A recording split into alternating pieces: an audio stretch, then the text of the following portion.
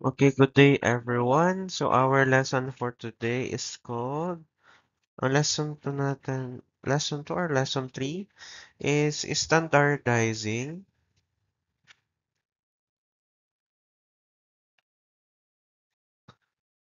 normal random variable.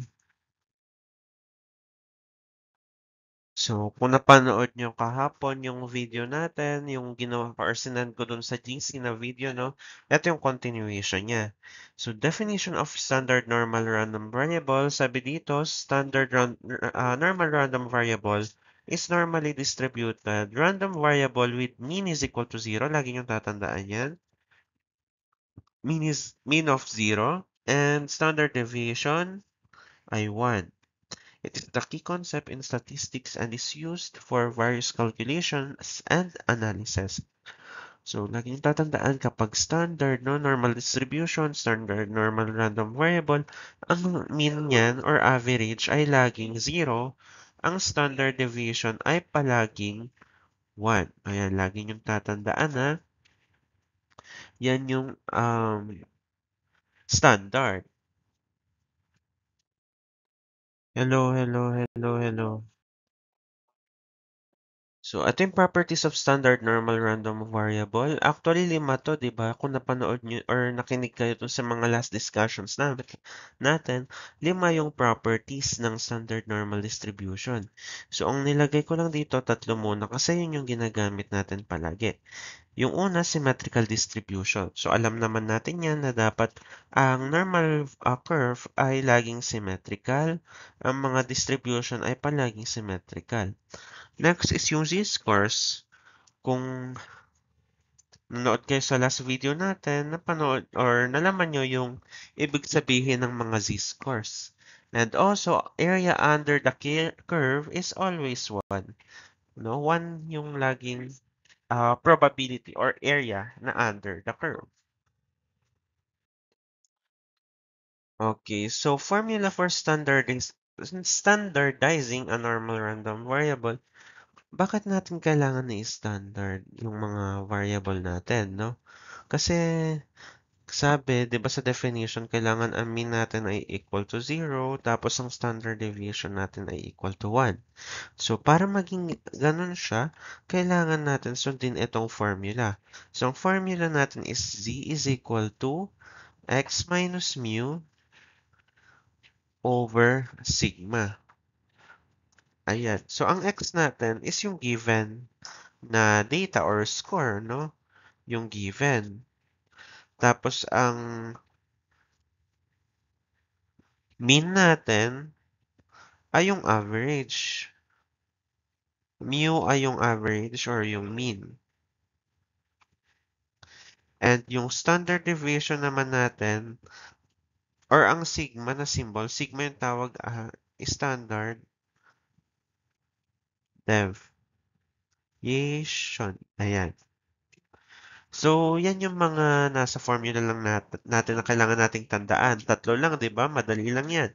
Z is equal to x minus mu over sigma, where x is the given score minus yung average or yung mean all over the standard deviation. Yan yung lang yung kailangan nating tandaan pag magsosolve tayo or standardize tayo ng normal random variable. Okay, example tayo. So, number 1, what if nag-exam kayo ng midterm? So, ang average score nyo, kunwari, pinag-add yung ano nyo, no, yung mga score nyo, tapos dinivide sa kung ilan kayo. So, na-compute yung mean or yung average. So, ang average score nyo, kunwari, ay 40. Tapos, ang standard deviation nyo ay, kung sakali man ay 11. Tapos, kunwari, ang score ni student, sino bang student? Si David, ayan, ay equal sa, kung naka-36 siya, ayan. Ngayon, ang kailangan lang natin gawin is alalahanin yung formula natin where z is equal to x minus mu over standard deviation.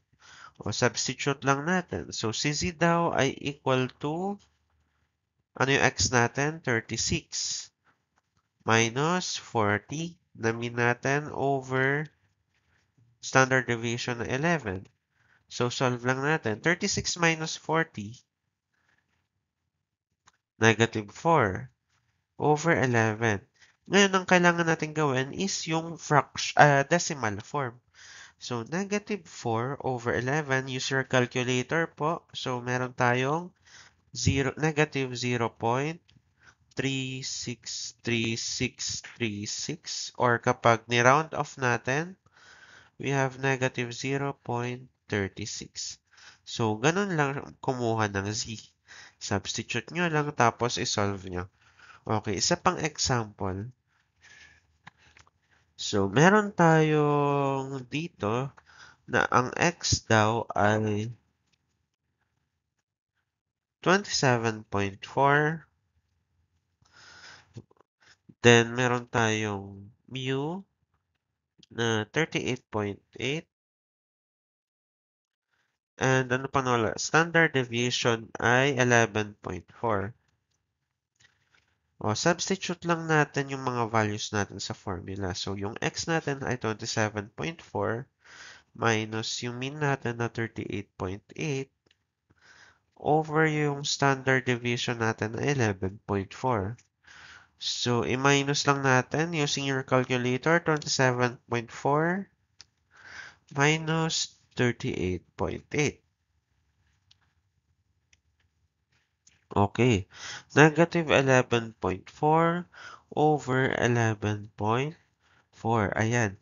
So, magkamukha sila, no? So, 11.4 divided by 11.4 is equal to 1. Then, yung sign natin, negative divided by positive ay negative. So, yun yung answer natin, negative 1. So, ganun lang po kumuha ng z.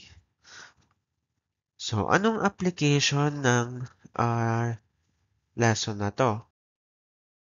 So, the applications of standardizing normal random variables are statistical analysis, sa education, and business analysis. So, sa mga statistics, no, pagko-compare mo yung data ng dalawang company, sino mas madaming consumer, sino mas madaming, or anong class yung mga bumibili, no, yung madalas bumibili. Saan pa yung mga statistics na yan? Sa population. Ilan yung babae, ilan yung lalaki. So, pinagko-compare, di ba? So, isa yun sa mga gamit nitong Z. And also sa education. So, ngayon pa lang na education na itong ginagawa natin, kaya nagagamit siya sa education. Sa mga assessment, no? Yung katulad ng example 1 kanina. Pang ilan yung score mo or ilan yung probability ng score mo kapag amin ay 40. Gano'n, di ba? Education yun. Sa pagtingin namin kung ilan yung percent ng bumabagsak or pumapasa.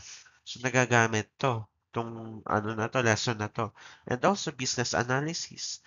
So, pagko-compare din ng mga products, no? Yung mga performance ng bawat company. So, nagagamit itong lesson na to doon sa mga business din. So, madami pang iba ng mga application ng lesson na to. Kayo nang bahalang mag-explore nun. Kung may makita man kayo sa real life situation, no, may magagamit kayo.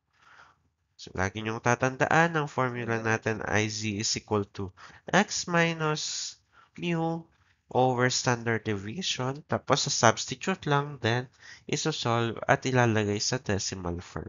So, ganun lang.